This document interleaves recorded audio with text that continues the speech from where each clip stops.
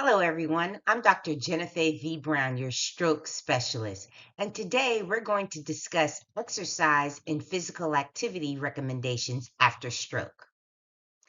So, you may ask, what is the difference between exercise and physical activity?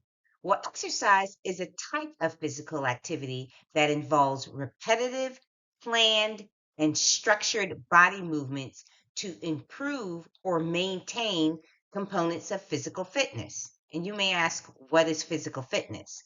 That's when you use activities to address cardiovascular endurance, muscle strength, muscle endurance, and flexibility. It also includes body composition, which is the amount of fat, muscle mass, bone, and water in the body. Physical activity is leisure time things that you participate in, exercise, sports, and typically very active hobbies done in one's leisure time. Now, I see exercise is the thing people say, oh, I have to exercise. I got to do 10 reps, 3 sets, 3 times a day. But when I say, what do you like to do for fun, physical activity? Oh, I like to play table tennis. Then I figure out a way how to make components of table tennis like arm swings in this plane that can be done 10 times with your feet wide apart, with your feet in stride, or standing on one foot. And that's when the physical activity that the person loves to do can become a structured exercise. So, what does the research show about the home exercise program and what it should include? If you look at this chart, it's a mixture of exercise and physical activity. Let's look at aerobic components first. That's when you use large muscle groups in the body to get an elevated heart rate. This can be walking over ground, it can be on a treadmill, it can be a stationary bicycle, a bicycle outdoors. If you are sitting, you can use your upper body or you can use your feet on a foot pedal. It can also be seated or standing exercises, like in the chair. I have people do their arms up like this in kick ups, or they could be standing and doing jumping jacks. Anything to elevate the heart rate.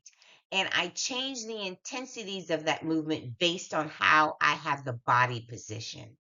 A lot of activities over the head with the hands increases the heart rate. A lot of things with the feet in which you're jumping and you narrow the base of support will increase the heart rate. So I do standing as if we're jumping the rope, but I also make people sit on the edge of their chair and bring both feet up all the time whilst they're moving their arms like they're jumping rope. And then we have muscle strength and endurance. And so it's resistance training. You can use weights, bands, soup cans in the house, detergent bottles. You can also use the resistance of your body weight.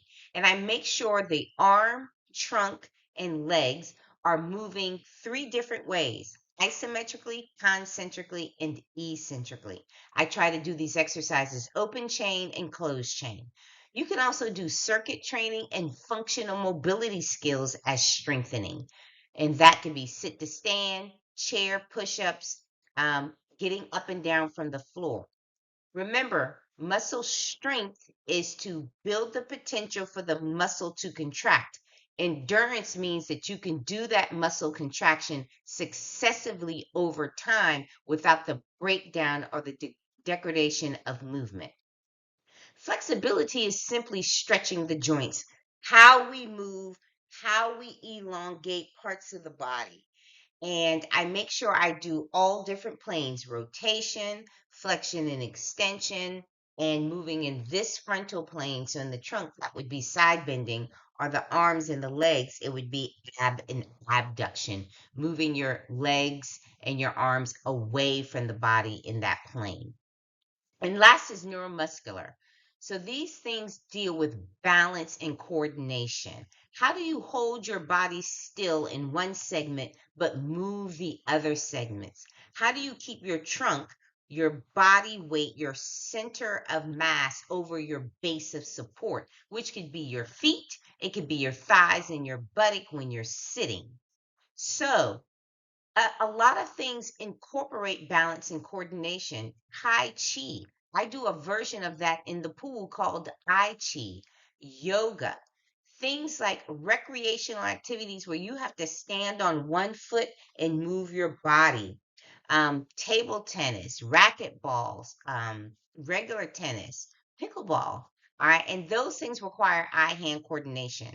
And then active play with video gaming. I prefer things like the Wii because when you're just doing this with your hands and looking at the screen, you're really not moving your body. So I prefer video gaming and interactive gaming where the body has to move over the base of support. At the bottom of the chart, I have all the things that doing these four types of activity will improve the body structure function level, meaning strength, range of motion, whereas at the activity level, balance to go from sit to stand, balance to be on one foot and go stair, step over step, up and down a curve. Also, to step in and out of the shower sideways, forwards, where you have to balance on one foot when you're doing your ADLs. So, the thing is, when you look at the chart and you want to do the activity, try to relate it to the functional activity that's important to the person. So these are the clinical questions I want you to ask. Does the person have a history of regular exercise or physical activity participation? After stroke, you really have to do a lot of movement. And if a person has not been able to exercise or did not have a history of exercising or engaging in physical activity, prior to the stroke, it's going to be very hard for them to create this new health habit. Second, is there enough strength or force generation to participate in an exercise in physical activity? People sometimes after stroke are flaccid or low tone, and they cannot generate the force to move a segment of their body.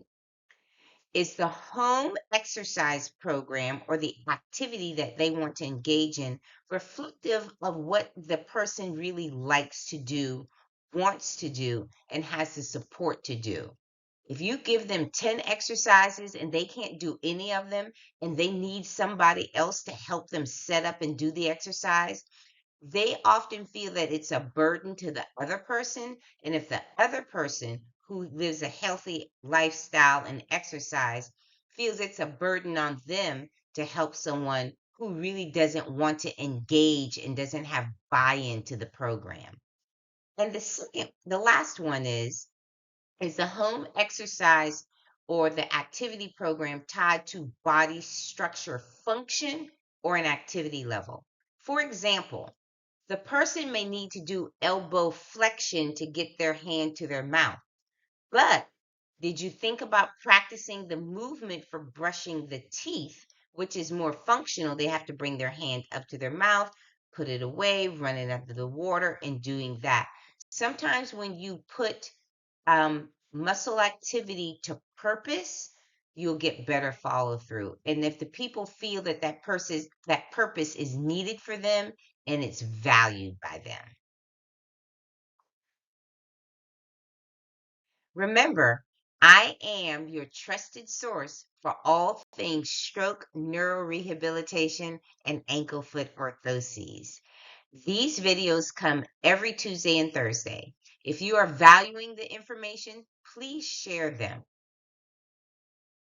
And don't forget about your references. You have to have evidence based practice in order to improve the practice of physical therapy. Thank you for listening. More to come. Bye.